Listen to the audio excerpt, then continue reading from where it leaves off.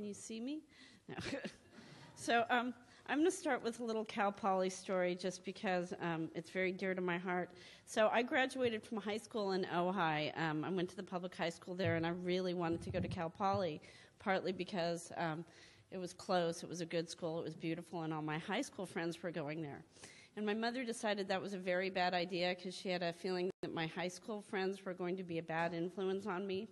So my mother, apparently not ever having been to UC Santa Barbara or Isla Vista, decided that was a better choice and that there was less trouble that I could get into. So my mother has since learned the error of her ways, but you know, you take whatever trips you do and you end up where you do. But I was heartbroken I couldn't go to Cal Poly. So thank you very much for inviting me to speak here today. I had the opportunity to have dinner with several of the professors and representatives last night and threw out everything I was going to say because it didn't seem appropriate, and you guys know it all. So I'm not an economist. I have a legal background. I'm an attorney, and I have a master's in philosophy, and I've done most of my career has been in public service, either for nonprofits or city or state or federal government. So I come at this from a much different perspective than many of you do. So managing risk, and I'm sorry, I have a frog today, allergies. When I think of CDFA and managing risk, it's the perspective that we come from is either a regulatory perspective or a policy perspective. We want to ensure food safety, and that's not just making sure that your milk is safe, but it's also making sure that we don't have a lot of invasive pests that cause a variety of different problems for us. So you guys know all this, but when I think about this, you put it in context of California agriculture, and having worked across the country, you get a better sense of how unique it is. And you guys know this. So our new farm gate value, the stats should come out in a couple weeks, is $38.4 billion. We went up again. We're about 20% of the nation. Our exports have gone from $6 billion about 10 years ago to over $14 billion this year. We are 20% of the nation's agricultural exports. We've got 400 different commodities. We've got a Mediterranean growing climate, but multiple regions, different soils, different types of cropping patterns in different areas of the state. You go across the country and you don't see that. For a lot of other states, you're in the Midwest and maybe you have 5 or 10 crops that you grow, primarily corn might be one, or wheat. You see really different concentrations from what we see here. And on top of that, you have a very interesting regulatory environment in California. So we do a better job of farming, our farmers and ranchers do. Sometimes it's just because they do, and we have a great environment. Some of it's because they're forced to. They have more stringent air quality, water quantity, food safety, labeling requirements in California than anywhere across the country. So when I think of what do we do with all this and the diversity of California and all the pressures we get, 40% of everything that goes in and out of the U.S. comes through our ports, which creates risk for us in ways that have to do with invasive pests. So what we do at CDFA is how we try to help farmers and ranchers manage risk. Because I was thinking, we don't do forward contracting. We set dairy prices. That's the only real area we get into where we set some sort of a regulatory pricing. We don't do the same things the banks do and the investment or the crop insurance folks do. What we try to do is make sure that we're creating an infrastructure at CDFA that allows farmers to farm how and where they want and ensures that consumers are confident and get safe food. So that's how we help our farmers and ranchers manage our risks. So I keep thinking of examples, and I know I talked to Jay's going to talk to you about the cost per acre of regulations in California, and it's significant, but how can we be helpful as an agency? So one of the examples I think of is we had an E. coli outbreak in 2006, and that it was spinach in the Central Coast area. It had an effect across the country. So what our farmers did is they worked with CDFA, and we developed the Leafy Green Marketing Agreement. So we have marketing agreements that are risk insurance in some sense for our farmers. And you guys, I don't know if you're really familiar with the Leafy Green Marketing Agreement, but this is a voluntary program that farmers put on themselves. It's audited by CDFA, so we help them manage their risk. We're the third-party independent the independent third party that audits the programs. So when there is a food or a foodborne illness outbreak, there's a sense of security in tracing back and knowing where it came from, how it got there, is it going to be spread, have we contained it. It also helps us prevent foodborne illnesses. It's part of a lot of the different sales contracts that folks have. Walmart, I don't shop at Walmart a lot, but they have certain requirements that they put on their growers for how they can grow their leafy greens, for whether or not they'll purchase those products. So we help them by providing that infrastructure. Invasive pests are a huge area where we try to work with farmers to mitigate their risks, and it's a difficult area for us. So this gets into Farm Bill and finances. You guys all know the Farm Bill's up. CDFA had, in 2 years, $33.5 million of our general fund cut. That's almost half of it, and that's pretty much all our animal health and our pest prevention programs. So what we are looking at is, and that's a safety net for our growers. And when you think of 40% of all the products coming in and out of our ports, we're not getting pests just because it's coming on a piece of fruit. We're getting pests because a car got shipped in a wooden container that brought something unusual in. We have Wong Long Bing in Los Angeles. We found out that's because of a woman who went to her church and got a graft of a plant that was sent from Asia. So now we have one of the most devastating citrus pests out there. So CDFA's role is to help the farmers however we can to mitigate that risk. And it's an expensive endeavor. But it also, when you're seeing the budget cut, it's giving us opportunities. So do we have duplication? Can we better manage the risk? So we're sitting down with the county ag commissioners. We're sitting down with USDA and CDFA staff and the growers, and we're talking about where we spend our money and how we spend our money, and is it the most effective way to manage risk. And you learn situations have changed. Our dog patrols in the airports are one of our most effective tools for ensuring that we do not get invasives in the state.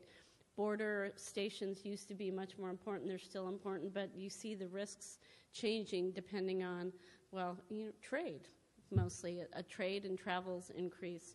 So that's one of the areas that we work with folks to mitigate their risk. Another area, and this is a function of Jerry Brown, he's talked to all the agencies about getting rid of the silos.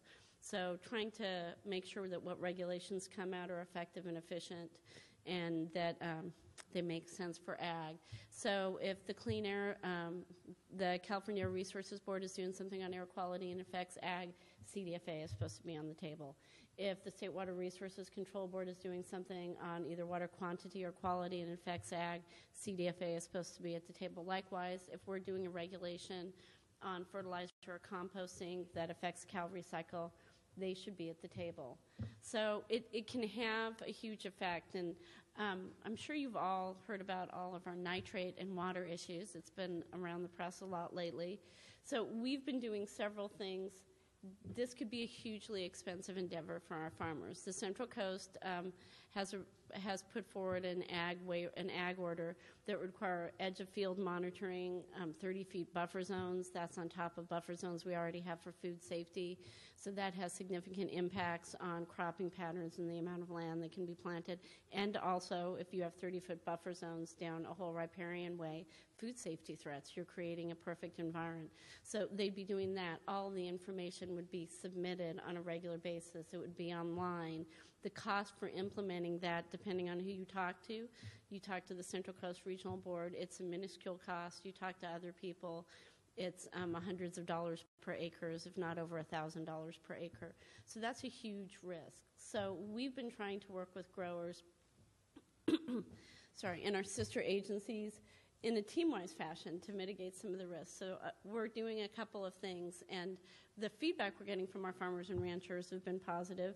We've got a task force set up of the agencies involved in water quality. It's CDFA, it's the State Water Resources Control Board, Department of Public Health is at the table, Cal EPA is at the table, the governor's office is at the table, and we're talking about what are the things we can and can't do and what does and doesn't make sense.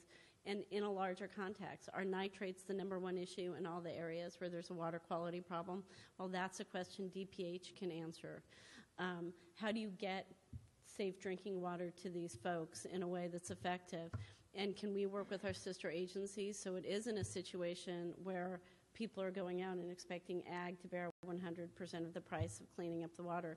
Because if you clean up nitrates, you're probably cleaning up some other stuff.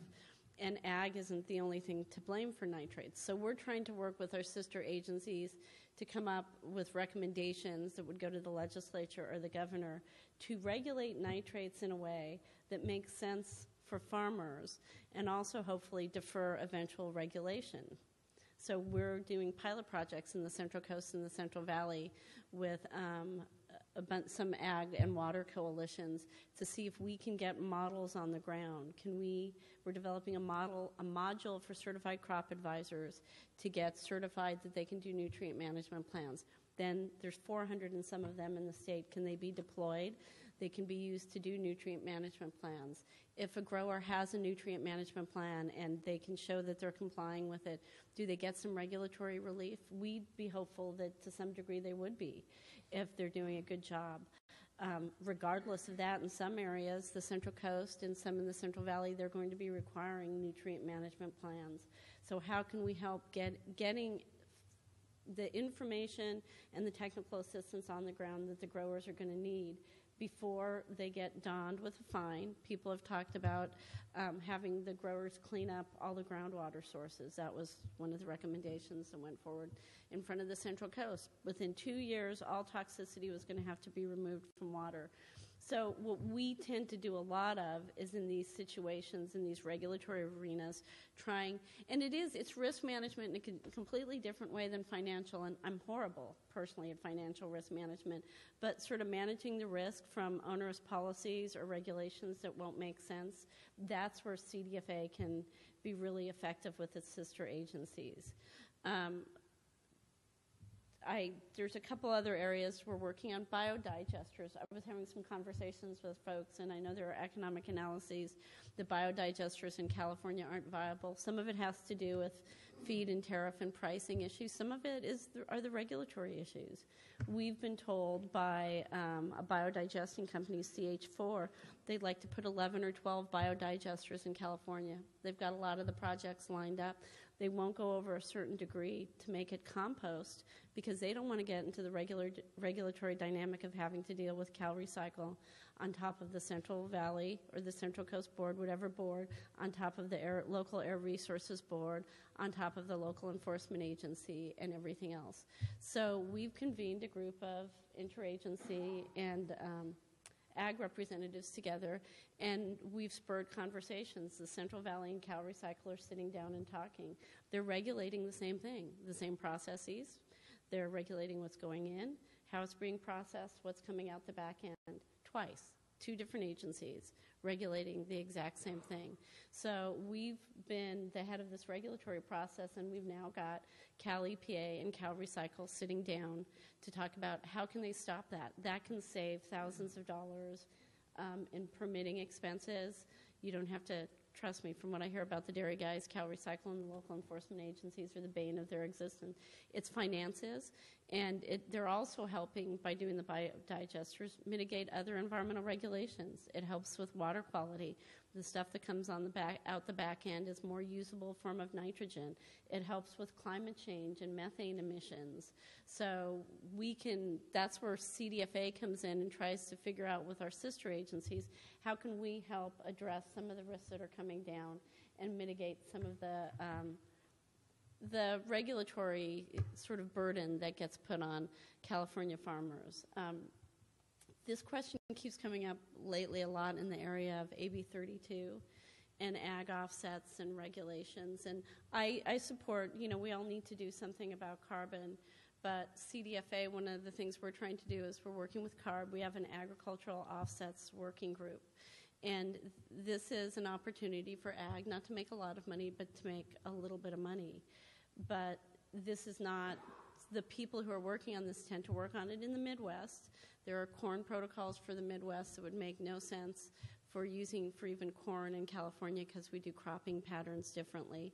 What is the risk to the farmers? There are some of our farmers are worried if they get involved in this, then they're going to have mandatory limits.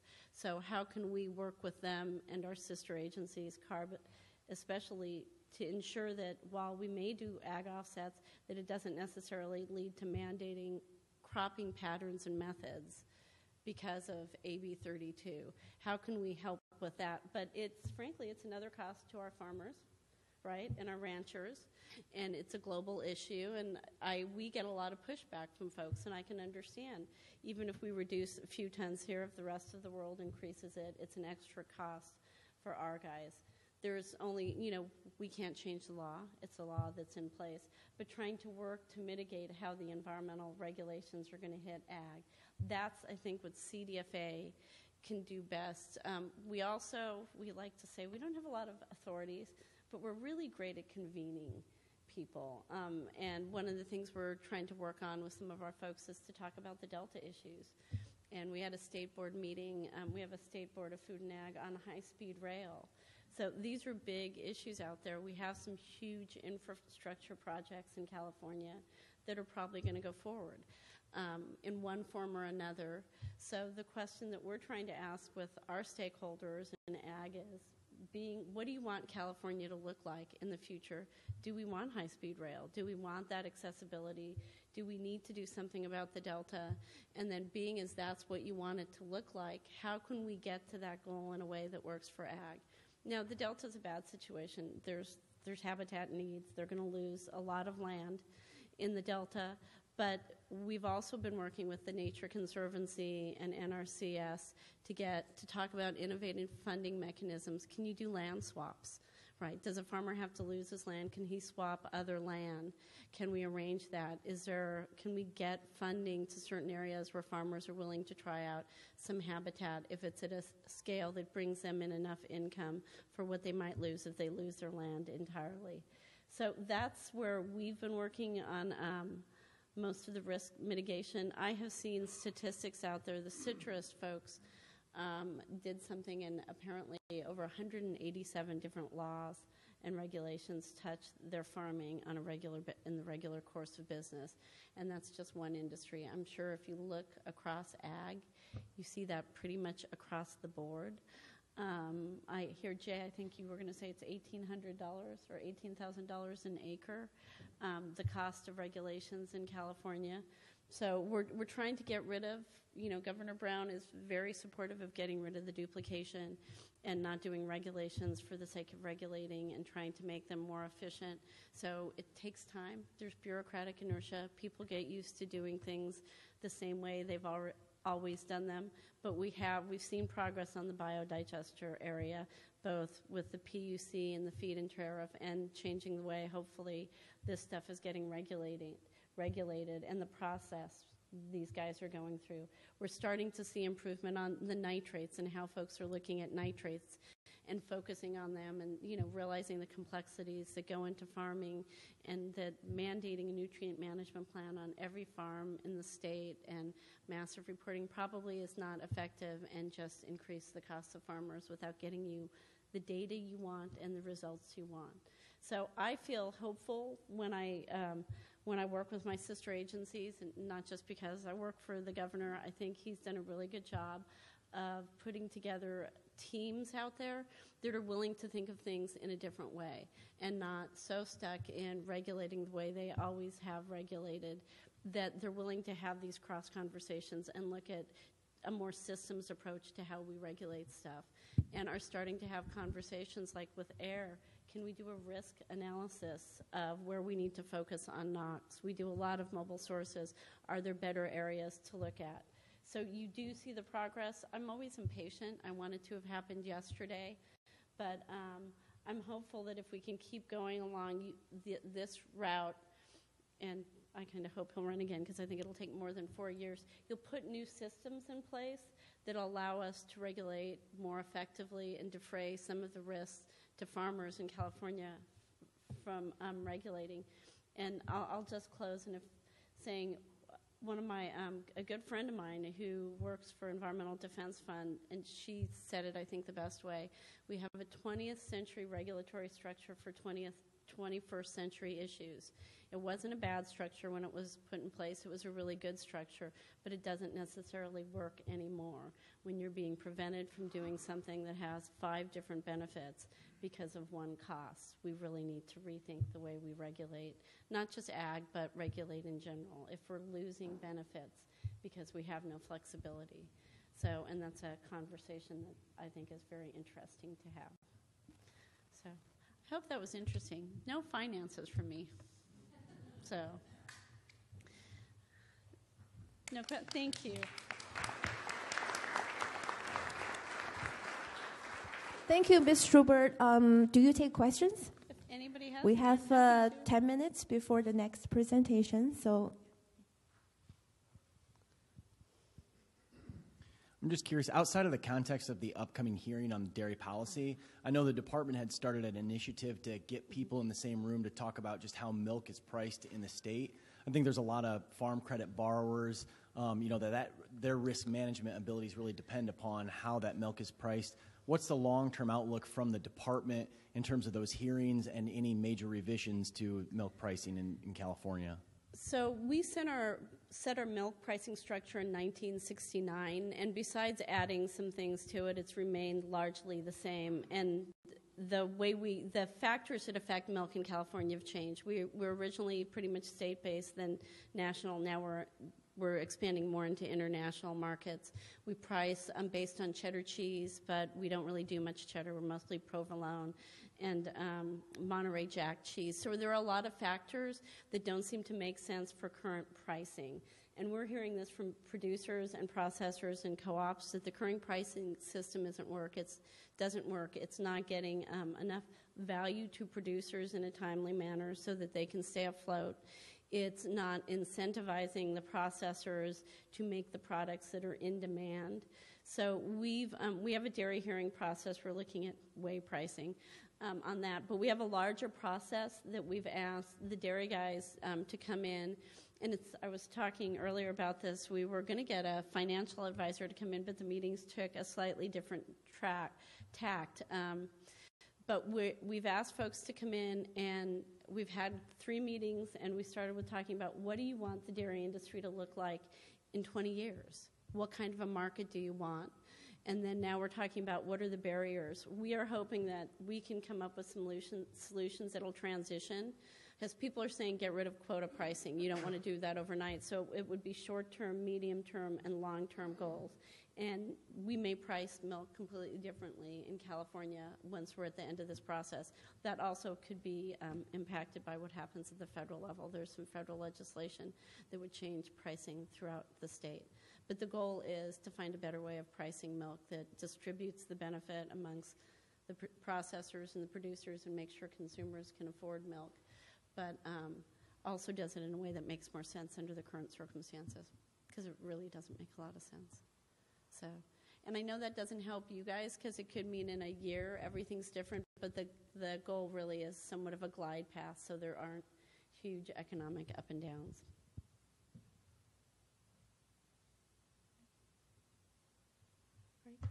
All right, thank you so much, Ms. Schubert. Thank you.